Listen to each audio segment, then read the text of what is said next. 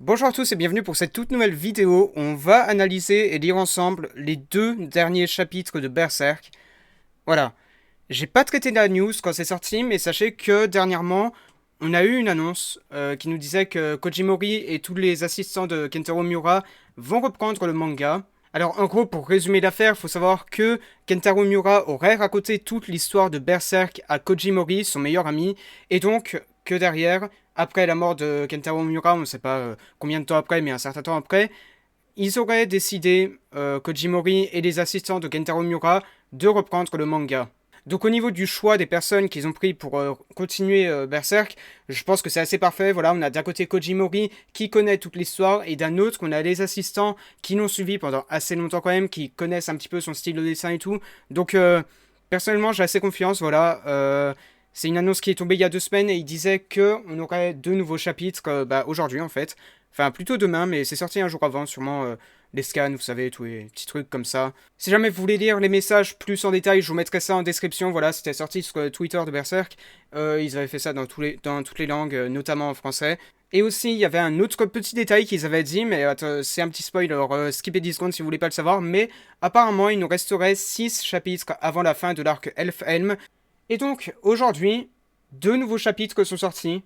Personnellement, j'attendais que ce soit Scantrad qui les sorte parce que j'ai beaucoup confiance en eux. Voilà, c'est un petit peu ma valeur sûre en termes de scan. Donc voilà, beaucoup de soutien à eux. Merci beaucoup encore une fois pour tous les chapitres que vous sortez. Et donc, je pense qu'on va pouvoir se lancer. Alors, attendez, on va peut-être faire une petite remise en contexte. Pour ceux qui se souviennent pas trop, le dernier chapitre est sorti en septembre-octobre, je crois. Où en gros, on avait le gamin là qui venait, qui s'amusait. Voilà, il faisait quelques petits trucs tranquilles et tout. Et sur la fin, on avait une assez énorme révélation. C'était que le gamin, en réalité, c'est Griffith. Voilà, voilà. Donc sur la fin, là, on avait l'enfant qui se transforme en Griffith d'un coup, comme ça. C'était une théorie qui tournait déjà pas mal sur les réseaux sociaux avant ça, et je trouvais plutôt raisonnable, moi, et pour le coup, ça s'est révélé vrai. Et donc, on s'en était arrêté là-dessus. Griffith qui pleure, et qui dit à Guts qui va lui aussi disparaître avec une simple larme, comme la rosée du matin. Voilà. C'est sur ça que Kentaro Miura nous avait laissé. Et donc derrière, là, on va avoir une suite. Donc personnellement, je me suis rien fait spoil jusqu'à maintenant, je sais pas du tout ce qui va se passer. On a deux chapitres. Personnellement, je pense qu'on peut peut-être en finir avec l'action actuellement. Si jamais c'est vraiment une petite action comme ça, petite discussion entre Guts et Griffith, ils se tapent un petit peu la gueule et après ils se barrent.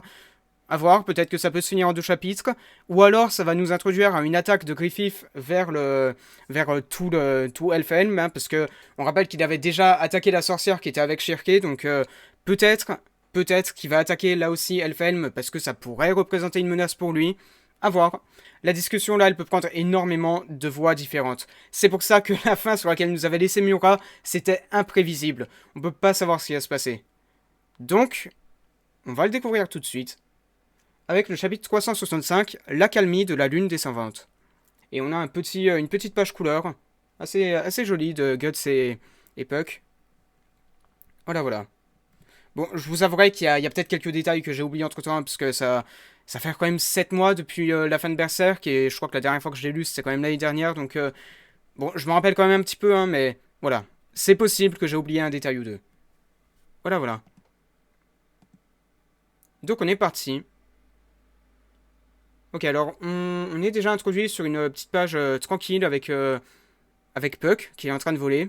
Mais pas un Puck comique comme on le voit d'habitude, vous savez, là, Puck Jedi, tout ça, tout ça. Non, là, c'est un Puck assez joli. Hein, un Puck qui reprend plutôt bien le style de Miura, je trouve. Voilà, bien évidemment, c'est pas exactement le même, mais on le reconnaît assez bien. Ok, donc là, pour le moment, il est en train de voler tranquille. Je suppose qu'il va croiser Guts et Griffith.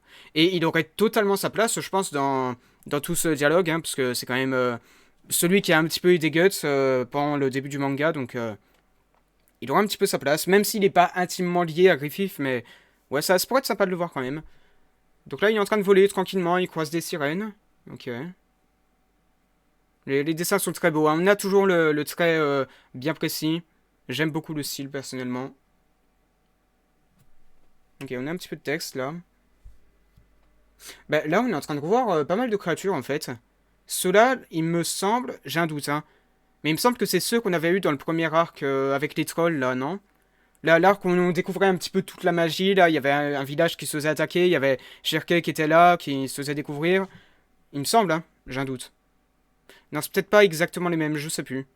À comparer. Quelque chose est là? Un homme? Non. Ça vient de l'extérieur, une terrible entité est venue sur notre île. Ok, donc il y a déjà l'île qui commence à détecter Griffith. Ok. Bah, un petit peu logique, ouais, parce que... Il est quand même... il est quand même une God Hand, hein, faut le rappeler. C'est l'une des plus grandes entités dans ce monde. Donc là, je suppose que ça reprend un petit peu avant le moment où Casca elle arrive. Donc là, ce sera le moment où elle arrive. Elle croise Shirkey. Ok, je pense que là, c'est aussi un petit peu l'occasion de découvrir le style de dessin des assistants. Et le style des dessins est très, très ressemblant à Miura, je trouve. Genre, on a déjà eu le temps de voir Puck, on a eu le temps de voir quelques créatures, genre les sirènes, des centaures, comme ça, plein de trucs. Là, on a le temps de voir Casca et Shirkey. Voilà, ils sont tous très bien dessinés. On a aussi le temps de voir Evarella, il me semble que c'est son nom. J'ai un petit doute. Il me semble que c'est Evarella. Hein. Ok, donc là, elle était en train de ranger, ouais, elle était en train de ranger quelques petits trucs, tranquille, ok. Ok, ok, donc là, elle voit que Casca a l'air d'être attirée par quelque chose, et putain, on voit en bas à gauche. Elle est attirée par Guts qui est face à Griffith à poil. Ok. Ok, ok. Donc là, attention, je dégage ma tête un petit coup. On est face au Griffith des assistants, qui est très beau. Attention, no homo, hein, bien sûr, mais il est très bien dessiné, je trouve. Très très beau. Donc là, pour le moment, on est encore sur l'introduction, hein, tranquille. Ok, ok. Je pense que ça pourrait se prévoir. Casca, là, la marque du sacrifice qui commence un petit peu à saigner. J'ai un doute, mais est-ce que sa marque à elle, elle était scellée ou pas? Parce que Guts, on sait qu'il avait vraiment sa marque là, ils avaient fait quelques petits signes autour, des petits trucs de magie pour l'empêcher de saigner face à des apôtres. Mais est-ce que Casca, ils avaient fait la même? Il me semblait pourtant que oui, hein, ça serait logique en tout cas qu'il l'ait fait. Bon, à moins que là, il montre pas forcément, juste vraiment pour bien montrer que la marque elle est en train de saigner. Ok. Ok, donc là, elle est en train de revivre ce traumatisme. Non, c'est impossible. Ouais, donc oui. Donc là, elle est en train de revoir, on peut voir quelques petits souvenirs comme ça. Là, je vous avouerai que je saurais pas exactement dire ce que c'est, ça. Là, on a la bouche du monstre marin qui était dans l'arc juste avant Elfhelm, je crois. Là, on a encore les mêmes trucs qu'ici, j'arrive pas exactement à comprendre. C'est quoi, ça serait des chaînes, une sorte de métaphore pour son trauma, peut-être? Là, on est face à un arc contre les trolls, justement, c'est celui-là que je parlais, je crois. Là, toujours le même arc, ok. Non, lui, ça doit être l'arc de la tour des châtiments. Tous les gens qui étaient en train de fuir et tout. Elle verrait sa vie défiler devant elle, peut-être. Et donc là, on a bien sûr l'iconique sacrifice. Ok, donc elle a sa vie qui défile devant elle. Et sa marque qui est en train d'exploser. Ok. Ok, oh putain, Shirkey, ça a l'air de lui faire de l'effet aussi. Bah, c'est sûr que elle joue pas mal à la magie, donc c'est vrai que c'est logique qu'elle aussi, elle soit affectée par Griffith. Mais qu'est-ce qu'il est en train de faire là? Il est en train de tous les attaquer, cet enfoiré. Ok, alors là, on a d'un côté Casca qui est en train de hurler, qui est en train de se remémorer le sacrifice. Et d'un autre côté, on a Guts qui a l'air d'essayer de retenir la bête qui est en lui. Là, vous savez, le petit chien, là, le petit chien. Non, mais son armure. Son armure, tout simplement. Et il a eu le temps de la remettre. Attendez, juste un tout petit truc, là. Non, parce que il me semblait que l'armure, c'était le gamin qu'il avait juste avant, non? Non, on sait pas. Bon, bref, pas grave. Ok, donc il a le monstre qui est en train de remonter. Là, il est prêt à attaquer Griffith. Il est prêt à l'attaquer. Ok, ce chapitre, il y a vraiment très peu de dialogue. Hein. C'est vraiment plus pour nous montrer un petit peu l'effet de l'arrivée de Griffith. Donc, on est un petit peu sur de la mise en place. Je comprends pourquoi ils ont voulu faire ça en 2 chapitres. C'est ingénieux, c'est pas mal. C'est très très beau aussi, très très beau. Donc là, Guts est sur le point de s'énerver et il attaque Griffith. Putain, il perd pas de temps, hein. Je m'attendais à ce qu'il y ait un petit peu de discussion, vous savez, un petit peu de salut Guts, tu te rappelles ce que j'ai fait ou des petits trucs comme ça. Non, non, Guts il perd pas de temps, il attaque. Il attaque, il a déjà la main sur l'épée, il attaque. Il attaque un homme à poil. Donc Griffith, lui, d'un autre côté, est-ce qu'il va... Non mais attendez, il me semble que c'est le premier combat qu'on a entre les deux, hein. Je sais plus, on a déjà eu un petit combat quand même au tout début du manga, là où il était dans la zone des God End. On a eu un tout petit affrontement, mais c'était vraiment Griffith qui victimisait un petit peu Guts. On avait eu un deuxième affrontement là dans le tome 22 quand Guts il arrive face à Griffith et Zod. Mais je crois que là il avait surtout affronté Zod. Mais là, on est encore sur un affrontement, ok.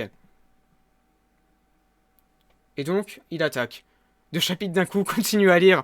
Ok, on obéit à vos ordres, Skentrad. Ok, donc il perd pas de temps. Il attaque. Et Griffith a l'air très serein. Il a l'air d'avoir très confiance en son pouvoir. Hein. Ok. Donc le premier chapitre pour l'instant, c'est vraiment de la mise en place. Hein. C'est vraiment pour nous mettre en place tout ce qui est en train de se passer. C'est incroyable. Incroyable. Donc le deuxième chapitre, on va avoir la suite de l'action. Ok. Donc là, il est en train de hurler ah, Griffith, ok. Comme d'hab, hein, bien sûr, un grand classique dans Berserk. Ok. Il le tranche. Quoi? Attendez. En tout cas, il essaye de le trancher. Est-ce que ça serait une illusion ou est-ce qu'il a esquivé hyper vite? Là, on voit bien que la lame, elle passe à travers Griffith. Hein. Elle passe à travers Griffith, mais après ça, il esquive. On sait pas trop comment. Soit c'était une illusion, soit il s'est déplacé hyper vite. Ou alors, je sais pas, un autre pouvoir de Godend qui fait qu'il peut se faire découper sans aucun effet. Ok, il rétorque. Il essaye de lui attaquer le visage cette fois. Enfin, la tête, il essaye de le décapiter un petit coup.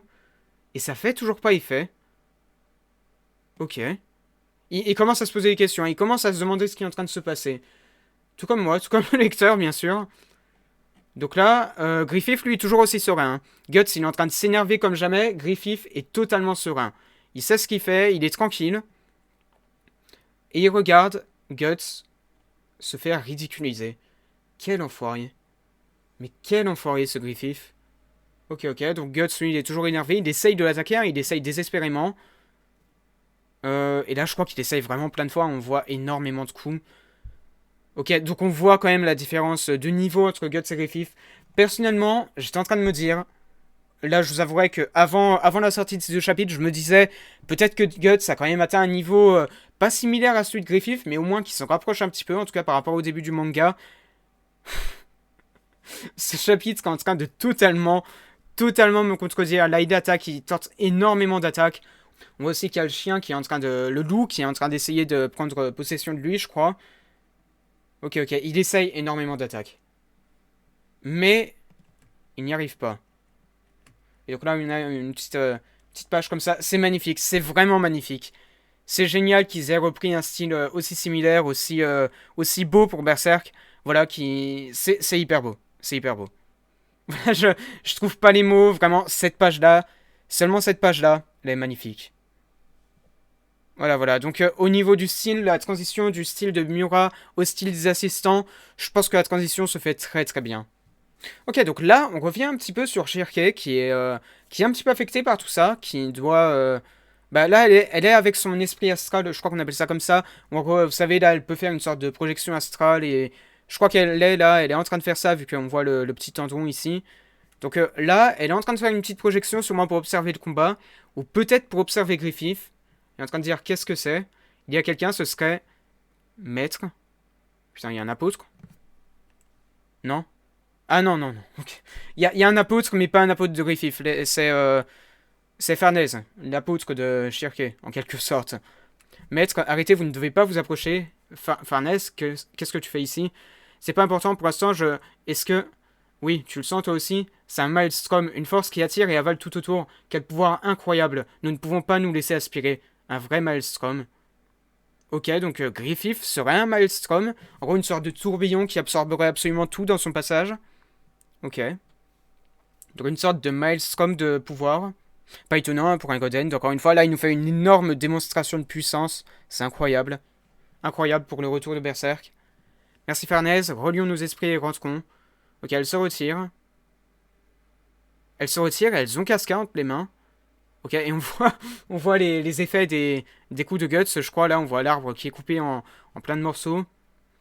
Maître, les cieux soient liés. Qu'est-il arrivé à Guts? Qu'est-il arrivé à Guts?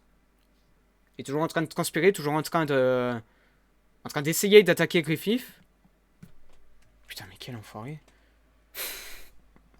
Quel enfoiré. Il le ridiculise, il bouge pas d'un pouce, hein. Peut-être qu'il bouge, hein, mais en tout cas, il rétorque pas, il contre-attaque pas, il a même pas besoin de riposter. Il est serein. Il est serein alors que Guts il est sûrement en pleine puissance là. Enfin, pleine puissance pas encore, hein. Il n'est pas encore en forme armure de berserk. Mais en tout cas, il est en train d'essayer de l'attaquer. Surtout qu'il attaque avec sa lame qui est quand même assez spéciale, hein. Je crois que dans les derniers chapitres, on voyait que ça pouvait attaquer des êtres de monde astro. Donc là, Guts est toujours en train d'essayer d'attaquer, hein, toujours. Mais il n'y arrive pas. Est-ce que Griffith, tu vas enfin te mettre à parler là? Ça fait 2 chapitres entiers. Tu, tu dis un mot là? Le mec, il a fait son petit discours, il est tranquille, il se fait attaquer par Guts, il dit rien. Ok, donc Cherke qui se met à dire Guts. Je peux le sentir, quelque chose va arriver. Ok, donc on revient un petit peu sur Puck. Non, non, non. Il attaque. On voit que le monde a l'air un petit peu de se tordre là. Non? Les arbres là. Est-ce que ça serait pas l'arbre monde ça? Vous savez, les petits chemins là qu'on voyait. On voyait dans les derniers chapitres qui pouvaient voyager à travers cet arbre. Est-ce que là, ça serait pas l'arbre qu'on verrait? Et il amènerait son armée grâce à ça.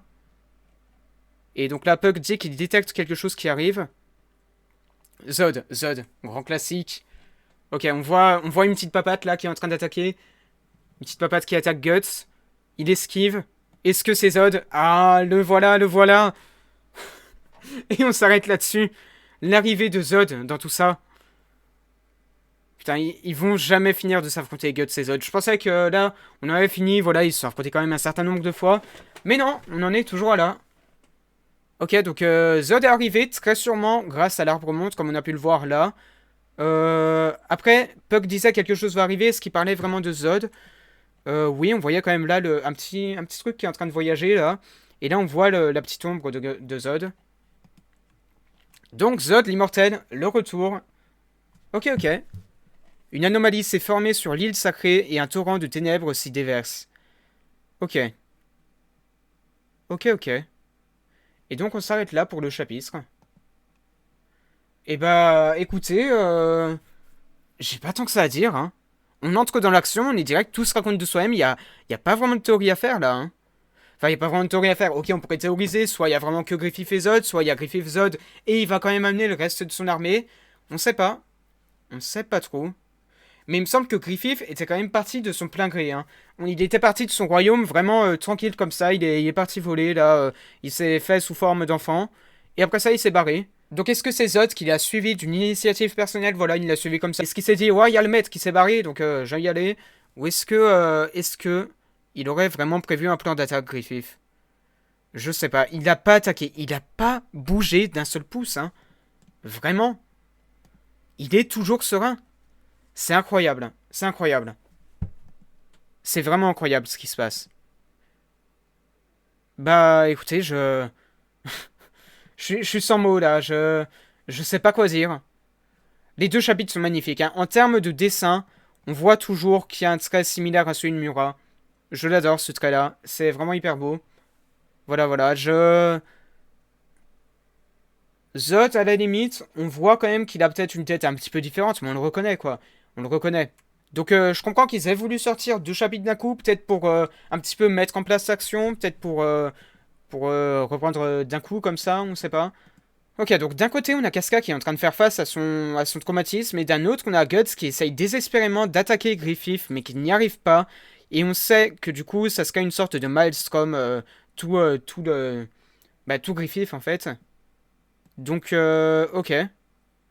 Après ça, il nous reste 4 chapitres et on en a fini avec Elfhelm. Qu'est-ce qui va se passer? Est-ce qu'il va vraiment attaquer Elfhelm? Je sais pas. Je dois vous avouer que personnellement, j'imaginais bien une ellipse après cet arc en fait, après cette rencontre. J'imaginais bien une ellipse pour laisser le temps à Guts et toute sa troupe de s'entraîner. Scénaristiquement, hein, bien sûr, pas forcément Griffith qui les laisse s'entraîner, mais le scénario qui ferait qu'ils ont le temps de s'entraîner un petit peu, de remonter leur niveau. Parce que là, on voit que il est incomparable à Griffith actuellement. Et les autres n'ont pas tellement le niveau d'une Godend, hein. Même Shirke qui est la plus forte en termes de magie jusque-là, elle est repoussée par Griffith. Enfin, sa force est incomparable à celle de Griffith.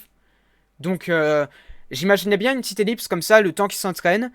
Mais là, ça commence à être un petit peu limite, hein. Parce qu'il attaque, il attaque.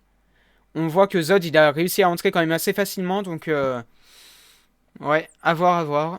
Bon bah écoutez, personnellement, je suis très satisfait de ce retour, voilà, J'aime bien le style des assistants. C'est quand même un style qui ressemble pas mal à celui de Kentaro Miura, donc on verra ce qui va se passer. Personnellement, je suis très hype. Ok, non, j'avais cru voir que le prochain chapitre sortirait le 6 juillet ou un truc comme ça. Je sais pas, c'est une info que j'ai vue totalement au pif. Hein. Je sais pas si vraiment elle est vraie ou pas, donc à voir, on verra bien. Personnellement, je suis très hype. Voilà, je continuerai de faire ces petites vidéos à chaque fois qu'il y aura un chapitre de Berserk, je pense. Mais, personnellement, je suis très satisfait. Voilà, j'adore vraiment le style qu'ils ont repris. J'adore l'histoire qui est en train de se dérouler là. Je sais pas si vous vous rendez compte, mais c'est le premier affrontement entre Guts et Griffith depuis qu'il est devenu un God End, je crois. Hein. C'est incroyable. Et on voit que leurs niveaux sont incomparables. C'est vraiment incroyable, hein. C'est vraiment incroyable ce qui se passe. Et Guts, il a quand même une certaine maîtrise de lui-même. Hein. Je crois qu'il se laisse pas faire par son lui intérieur, là, celui qui essaye de reprendre le contrôle.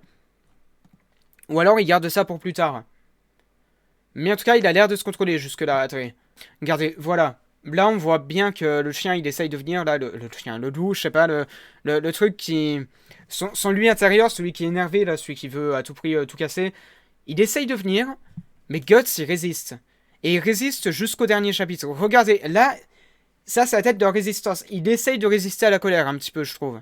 Enfin, il attaque quand même, après. Il attaque. Mais il résiste quand même au lui intérieur qui essaye de venir. Et ça, jusqu'au prochain chapitre. Jusqu'à la fin, il tient le coup. Et ça montre à quel point il est fort, quand même. Il est très fort. Mais il est pas assez fort pour affronter Griffith. Et donc, du coup, je sais pas trop ce que ça implique, l'arrivée de Zod. Hein, parce que Zod, il est très clairement en dessous du niveau de Guts. Hein, il l'a déjà affronté 2 fois. Il l'a déjà vaincu 2 fois, je crois. Enfin... Non, la première fois, je crois qu'il l'a pas tellement battu. Hein, il l'avait... En tout cas, il l'avait repoussé avec Griffith hein, pendant l'arc de l'âge d'or. Il l'avait affronté une deuxième fois, mais là... encore une fois, je crois qu'il avait quand même montré une certaine différence de niveau avec Zod. Mais là, je sais pas trop s'ils annoncent vraiment encore un affrontement entre Zod et Guts. Parce que c'est quand même un truc assez... qui a été fait assez souvent. Hein, donc, est-ce que l'affrontement va s'arrêter là ou pas à voir. De toute façon, je pense que Guts, il peut vaincre Zod comme il veut. Hein, mais il pourra pas vaincre Griffith. Pas actuellement. Donc, à voir. À voir quelle tournure ça va prendre. Est-ce qu'il va fuir? Est-ce que... qu'est-ce qui va se passer? C'est toujours aussi imprévisible. Hein. Maintenant, on sait que ça part vers un affrontement. Hein. On sait que ça part vers un affrontement. Mais quel genre d'affrontement? Ça a l'air d'être un affrontement à sens unique. Hein. Je pense qu'ils peuvent facilement affronter l'armée de Griffith, mais ils peuvent pas vaincre Griffith lui-même. Est-ce que les Godends ne pourraient pas apparaître là? Est-ce que ce serait pas le moment de commencer à les faire intervenir dans le monde réel? Parce qu'on sait que pendant l'arc là où il y avait Shiva, tout l'arbre monde comme ça qui se faisait, on sait que toutes les couches de monde astral ont fusionné entre eux.